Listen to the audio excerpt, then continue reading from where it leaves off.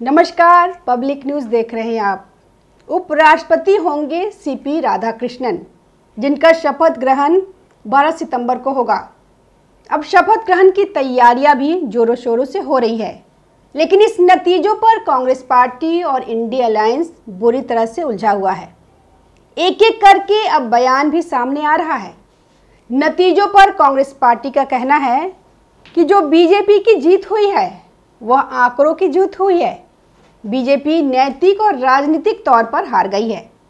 तो इस तरह के बयान यह साफ साफ इशारा कर रहा है जो बम्पर जीत सीपी राधाकृष्णन की हुई है उससे कांग्रेस पार्टी बुरी तरह बौखलाई हुई है।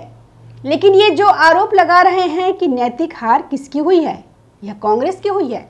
नैतिक जिम्मेदारी कांग्रेस को लेना चाहिए कि वह आगे बढ़ी और एक कैंडिडेट लेकर आए और यह सोच कर चले कि देखो मोदी के खेमे में किसी तरीके से सेंधमारी करेंगे, उनके किसी पार्टी सहयोगी पार्टियों का वोट आपस ले लेंगे, आंकड़े हमारे बढ़ेंगे और उसके बाद फिर आरोप लगाएंगे कि देखो मोदी बहुमत खो चुके हैं, इसलिए अब उनको इस्तीफा दे देना चाहिए। लेकिन हुआ क्या? आंकड़ों के खेल में यह पिछड़ गए और अब जो रिपोर्ट सामने आ रही है उसमें साफ साफ यह कहा जा रहा है कि यह कांग्रेस के ही सांसद थे जिसने गद्दारी की राहुल गांधी के साथ। यह कांग्रेसियों का कहना है कि इन लोगों ने धोखा दिया और इन लोगों ने ही ज़्यादा एनडीए के पक्ष में वोट दिए। इंडिया अलायंस की दूसरी पार्टियां एक दो सांसद इधर उधर गए, सबसे ज़्यादा सांसद कांग्रेस के ही थे जिन्होंने पलटी मारी और मोदी के साथ गए।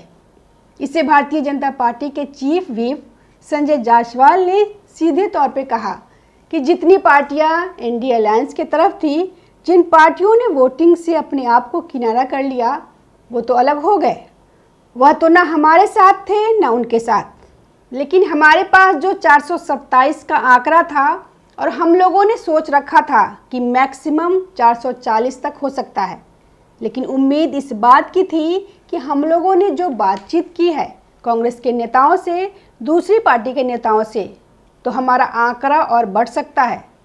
लेकिन हम लोगों ने तैयारी कर रखी थी कि 440 तक हमारा जाएगा, लेकिन यह 452 चला गया। तो इससे पता चला कि कहां कहां से कैसे कैसे वोटिंग हुई है जो कांग्रेस के सांसदों ने की। ये तो कुछ सांसद ऐसे हैं जो सीधे चेहरा दिखाकर ये राहुल गांधी को चैलेंज करके वोट दिए एनडीए को।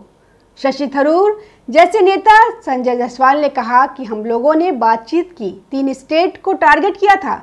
3 स्टेट में कांग्रेस के अंदर और कांग्रेस के नेता खुद ही कह रहे थे कि हम समर्थन करने के लिए तैयार हैं। इसके लिए अमित शाह जी ने भी बातचीत की थी।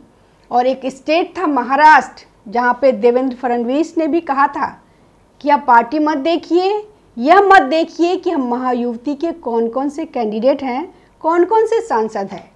मतलब जो वहां पर एनडीए है उसके सांसदों को सिर्फ मत देखिए, वो तो हमारे साथ हैं ही। पार्टी से अलग जितनी और पार्टियां हैं, चाहे यूबीटी हो या शरद पवार की एनसीपी हो, कांग्रेस ही क्यों ना हो, इन सब पार्टी के सांसदों से आप मुलाकात कीजिए और आप सीपी राधाकृष्णन के लिए बात कीजिए कि यह महाराष्ट्र के गवर्नर रहे हैं। इसलिए आप लोगों को अगर थोड़ा भी लगता है, और ख़ासकर इसलिए क्योंकि राहुल गांधी ने एक चाल चली थी और राहुल गांधी के इशारे पर यह सुदर्शन रेड्डी ने भी एक चाल चल दी। इन लोगों ने कहा कि जैसे विचारधारा की लड़ाई है तो उस विचारधारा की लड़ाई में हम लोग अंतरात्मा से वोट करने के लिए सोचे। अंतरात्मा की आवाज़ सुने तो अंतरात्मा की आवाज़ केवल एनडीए वाले सुनेंगे या फिर इंडिया अलायंस वाले भी सुनेंगे। तो जब अंतरात्मा की आवाज़ की बात है तो हम भी अंतरात्मा झकझोरेंगे उन लोगों का जो कि अपनी विचारधारा की लड़ाई में राहुल गांधी के साथ नहीं है। विचारधारा उनकी राहुल गांधी से नहीं मिलती है, तो इसीलिए पहले महाराष्ट्र को टारगेट किया गया। उसके बाद झारखंड में इन लोगों ने बातचीत की कि झारखंड के भी गवर्नर रहे हैं ये, तो वहाँ पर भी पार्टी से अलग कांग्रेस हो या झारखंड मुक्ति मोर्चा हो, इन सारी पार्टियों के सांसदों से बातचीत कीजिए और उन लोगों को कहिए कि आपके यहाँ गवर्नर रहे हैं। अगर आपको उनकी कार्यशैली पसंद हो, अगर आपको उनका व्यक्तित्व पसंद हो, कभी उनसे कंट्रोवर्सी नहीं हुई हो, गवर्नर रहते हुए कई स्टेट ऐसे हैं जहां पर सरकार और गवर्नर के बीच झगड़ा चलता रहता है। केरल में भी हुआ, तमिलनाडु में भी हुआ और ऐसी स्थिति है तमिलनाडु के गवर्नर एन रवि और सरकार के बीच की आज सुप्रीम कोर्ट में प्रेसिडेंशियल रेफरेंस पर मामला चल रहा है कि क्यों इतने दिनों तक बिल है जो पास नहीं करवाया गया उसको सुरक्षित रखा गया। यह सुप्रीम कोर्ट में मामला है। तो क्या सीपी राधाकृष्णन के साथ आप लोगों को कोई ऐसी समस्या हुई? अगर नहीं हुई है तो आप भी अपनी अंतरात्मा की आवाज़ सुनो और अपनी अंतरात्मा की आवाज़ सुनकर वोटिंग करो। फिर तीसरा स्टेट राजस्थान है। वहाँ पर भी अप्रोच किया गया कि इन राज्यों में भी वहाँ कांग्रेस के सांसदों से बात की गई कि ये विचारधारा की लड़ाई की बात राहुल गांधी जो कर रहे हैं और राजस्थान में विचारधारा कैसी चल रही है। एक विचारधारा राजस्थान में है जो कन्हैया लाल की हत्या करने वालों के साथ है। एक विचारधारा राजस्थान में है जो उदयपुर जयपुर में प्रोटेस्ट करने वालों के साथ है। एक विचारधारा वहाँ ऐसी है जो कि इन जगहों पर पत्थरबाजी करने वालों के साथ है।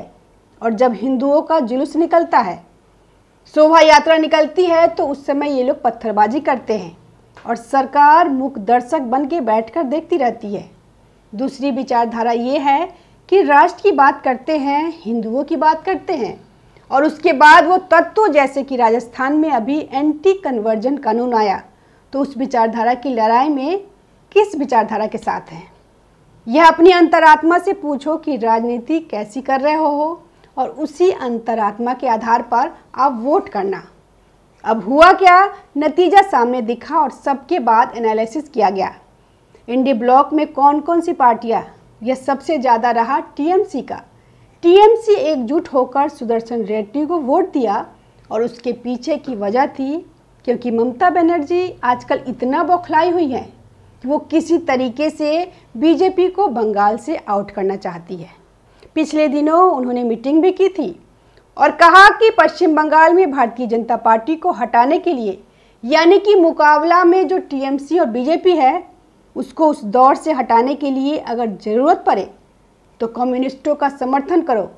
जहाँ पर वह कमज़ोर नज़र आए, वहाँ पर हमारी पार्टी की जीत संभावना नहीं हो तो फिर उसको सपोर्ट कर दो भाजपा के खिलाफ। जहाँ पर आपको लगता है कि हम कमज़ोर हैं, हमारे कार्यकर्ता को लगता है कि कांग्रेस वहाँ टक्कर दे रही है, वहाँ कांग्रेस को सपोर्ट करो, लेकिन भारतीय जनता पार्टी को यहाँ से आउट करो। जब इतनी जहर और इतनी नफरत भरी हुई है ममता बनर्जी के अंदर इस समय, तो उसमें तो कोई सारे सांसद एकजुट होने के स्वांग रचेंगे ही और इसीलिए इन पार्टियों में ज़्यादा बिखराव नहीं हुआ। बिखराव कहाँ हुआ? सिंगल पार्टी नेता वाली पार्टियों में और उसके बाद कांग्रेस में। तो कांग्रेस के लिए ही यह कहा जा रहा है कि सबसे ज़्यादा सांसद जो ये 15 इनवैलिड वोट हुए वो भी कांग्रेस के सांसद ही हैं। और इसलिए जयराम रमेश बोल रहे हैं कि नहीं, इनवैलिड होने का मतलब यह नहीं होता कि आपने क्रॉस वोटिंग की तो क्या होता। इनवैलिड होने का मतलब एक ही कि फिर हो सकता है कि आपने वैसे सांसद चुने जिनको एक वोट देना नहीं आता है, वो दूसरों से वोट लेने के लिए क्षेत्र में जाते हैं। मतलब तो दो ही है कि आपको वोट देना नहीं आता या आपने जानबूझकर गलत तरीके से वोट किया। वहीं किरण रिजिजू ने इशारा किया कि एनडीए अलायंस के कुछ सांसदों का बहुत बहुत धन्यवाद, इस नतीजों में उनका भी योगदान। मतलब वो इशारा कर रहे हैं कि कांग्रेस के कुछ सांसद हैं या एनडीए अलायंस के कुछ सांसद हैं जिन्होंने क्रॉस वोटिंग की। ये इशारा सही भी है क्योंकि आंकड़े ही बता रहे हैं 452 वोट कहाँ से आएंगे। यह एनडीए के पास 452 सांसद तो है नहीं। राहुल गांधी या फिर उनके कैंडिडेट विचारधारा की बात कर रहे थे और आज कह रहे हैं कि नहीं, ये नैतिक जीत तो हमारी है, एनडीए की नैतिक हार है। कौन सी नैतिक हार? जब कैंडिडेट जीत गया, जब विचारधारा की लड़ाई में विचारधारा जीत गई, जब हमारे पास बहुमत से ज़्यादा आंकड़े आ गए तो फिर नैतिक जीत भी हुई और आंकड़ों की भी जीत हुई।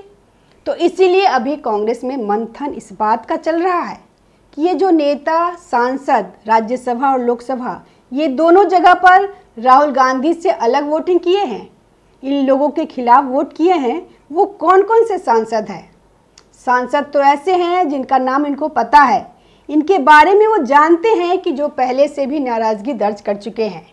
पंजाब के 3 सांसद हैं, जिसमें 2 सांसद पंजाब के ऐसे हैं जिनको विदेशी डेलीगेशन में भेजा गया था ऑपरेशन सिंदूर के बाद। इन लोगों ने उनका मेंबर बनाया था। और फिर केरल के सांसद हैं जिनके बारे में भी सब जानते हैं, और वो अपने साथ कितने सांसदों को लेकर आए यह उनको पता नहीं है। लेकिन राहुल गांधी के पास इन लोगों के खिलाफ एक्शन लेने की क्षमता नहीं है। धन्यवाद। ताज़ा खबरों से जुड़े रहने के लिए हमारे चैनल को सब्सक्राइब करें और बेल आइकन को दबाना ना भूलें, ताकि हर खबर की नोटिफिकेशन आपको मिलती रहे।